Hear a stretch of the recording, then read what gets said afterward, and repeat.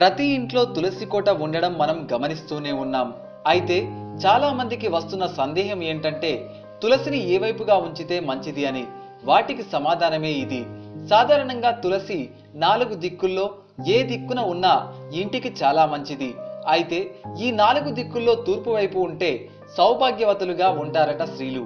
ఇక పడమర వైపు ఉంటే ధనం ప్రాప్తిస్తుందట. దక్షిణం వైపుగా ఉంటే మోక్షం వస్తుంది. ఉత్తరం వైపు ఉంటే మంచి జ్ఞాపక శక్తి సద్బుద్ధి కలుగుతుందని పండితులు అంటున్నారు. ఇక తులసిని పూజించే స్త్రీలు అత్యంత శుభ్రతను పాటించాలి.